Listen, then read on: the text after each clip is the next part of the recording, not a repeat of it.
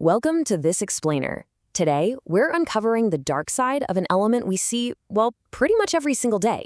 We're diving deep into the chemistry, the biology, and the absolutely crucial workplace regulations that keep us safe from the hidden threat of hexavalent chromium. Now think about this for a second. Is the brilliant reflective metal shining on the bumper of a classic car really the exact same thing as those chromium supplements you see sold at the pharmacy for weight loss? It's a crazy question, right?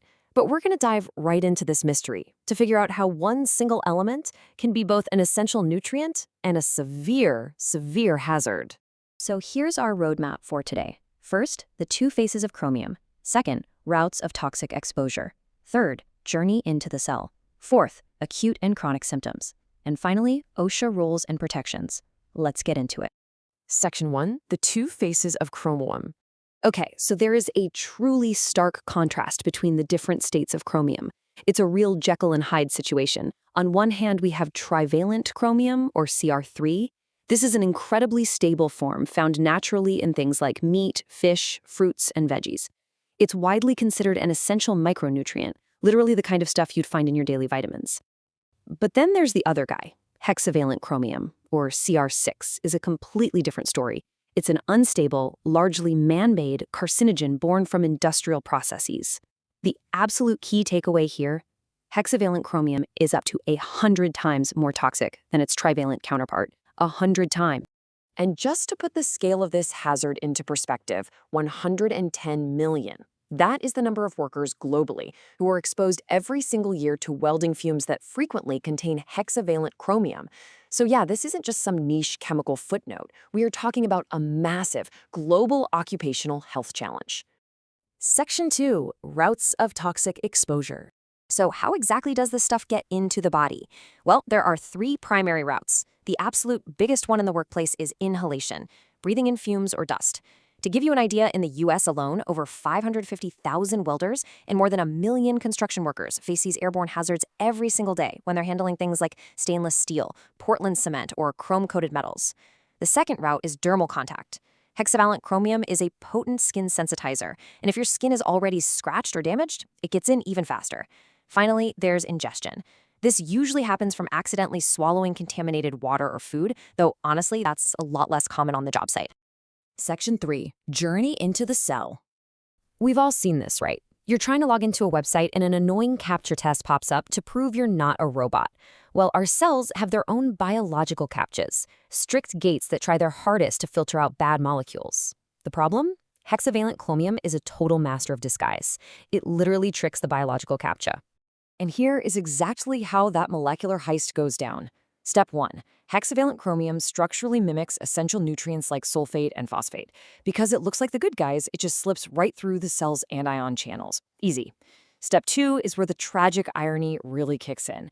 Once it's inside, our body's own defense mechanisms, antioxidants like vitamin C, try to neutralize the invader. But in doing so, they accidentally reduce it into highly unstable intermediates, specifically chromium-5 and chromium-4. Finally, step 3. These unstable molecules trigger massive oxidative stress, literally forming crosslinks and shredding our double-stranded DNA. That microscopic damage right there, that's the root cause of its toxic and cancer-causing effects. Section 4, acute and chronic symptoms. Now, how this chemical actually affects the human body depends entirely on the dose. Acute exposure means a sudden, massive dose, usually from accidental or sadly intentional ingestion, and it is incredibly dangerous. An oral dose of just 1 to 3 grams can be lethal. We're talking severe gastrointestinal corrosion, intravascular hemolysis, which is when your red blood cells are destroyed, and rapid acute kidney and liver failure.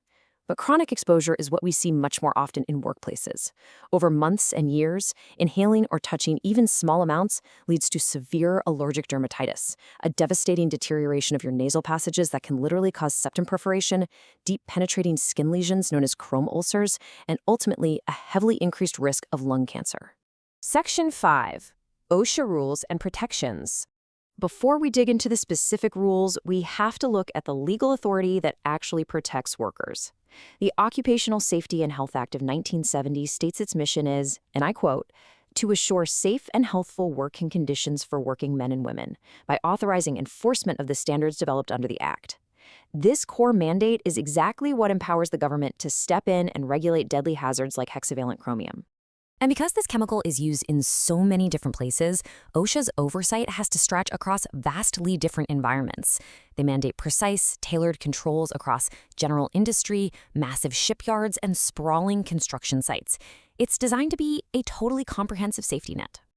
To keep people safe, employers have to maintain incredibly strict microscopic margins.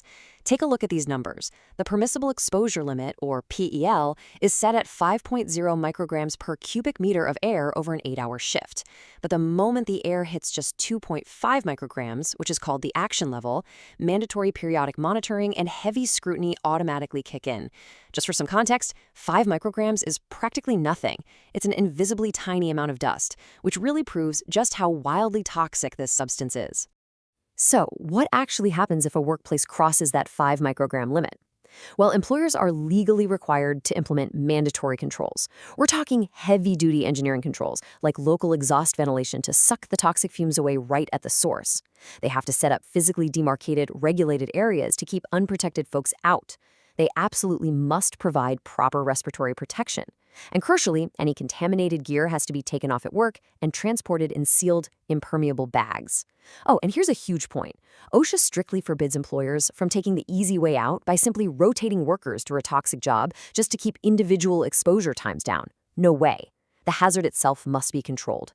Finally, if exposure does happen, how do we fight back medically? For skin exposure, mechanical decontamination and aggressive washing are your first line of defense. In the rare event of ingestion, medical professionals actually avoid giving bicarbonate or antacids. For a massive systemic exposure, hemodialysis is brought in to rapidly clean the blood. But here's an absolutely fascinating medical defense. For people who are occupationally exposed, consuming foods rich in ascorbic acid, yep, good old vitamin C, along with zinc and folate is actually encouraged. By boosting antioxidants, it helps the body reduce the overall oxidative stress caused by the chromium. Pretty amazing, right? So, we've tracked hexavalent chromium from the shiny metal on a classic car bumper, down through the microscopic channels of our cells, all the way to the federal regulations that govern the very air workers breathe. Which leaves us with a pretty powerful final thought. What other hidden occupational hazards are silently interacting with your biology right now? I highly encourage you to look a little closer at your everyday environment, stay curious, and always advocate for workplace safety. Thanks so much for joining me on this explainer.